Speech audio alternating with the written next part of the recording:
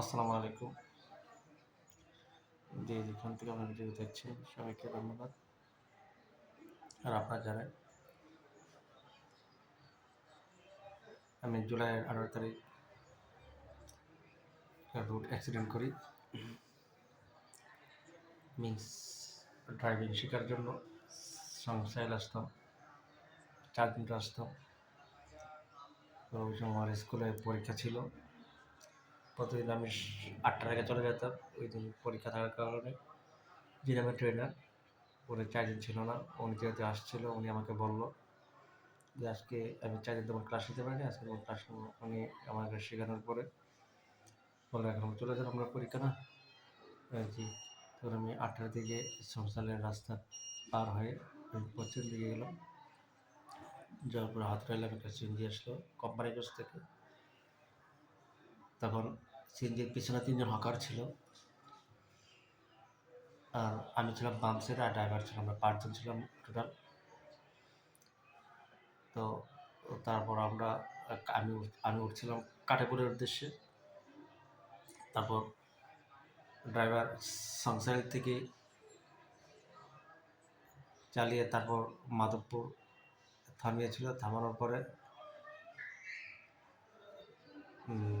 পরে তারপর কুমিল্লা গ্রামে একটা পিক আপ, সেই পিক আপটা ব্রেক ফেলে আমরা যে সিনজিতে ছিলাম সেই সিনজি ডান ছেটে মেরে দেওয়ার ফলে পিছনে 3 জন, একজনে হাত ভাঙছে, তারপর বাকি 2 জনের 12টা ছিল লাগছিল। আর আমি ছিলাম বাম সাইডে, ড্রাইভারটা ছিল আমার ডান সাইডে। তখন ড্রাইভারের মেরুদণ্ড ও এবং মাজার 2টা হাড্ডি, রানের 2টা হাড্ডি, তারপর হাতের হাড় ভেঙে গেছিল। আর আমার মাথায় 5টা সিল লাগছিল, আর পা ভেঙে গেছিল। এই সময়টা ছিল 18 জুলাই। আমি অ্যাক্সিডেন্ট করি। আমি হাসপাতালে ভর্তি হই। আমার যে সিনজি ড্রাইভারটা ওকে নিয়ে যায় ঢাকা পঙ্গুতে, আমি দেবিদ্যার হাড়ভাঙ্গা চলে আসি। সেখানে আমি 18 তারিখ ভর্তি হই। ভর্তি হওয়ার পরে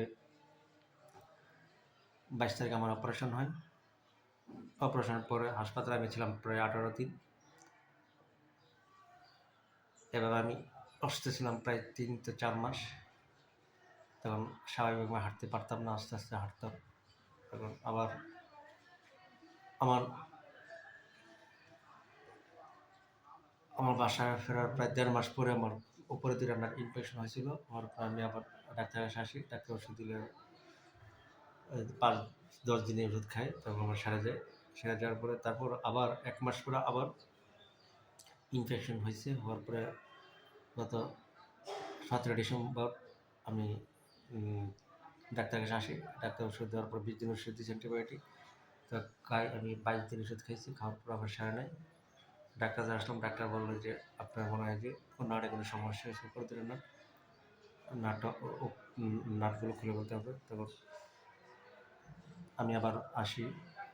আজকে 15 জানুয়ারি 2025-এ আসি। এসে আমার অপারেশন নেওয়া হয়। আমি ডাক্তারকে বলছিলাম যে আমার রডটা খোলা যায় কিনা। ডাক্তার বলল না, এখন না, আবার 6 মাস পরে। যাই হোক, আলহামদুলিল্লাহ আপনাদের দোয়ায় আমি ভালো আছি। আমার বাকি আরও 2টা নাট আছে, নিচে 2টা, আর রডটা, এটা মেবি 6 থেকে 7 মাস পর আবার খুলবো।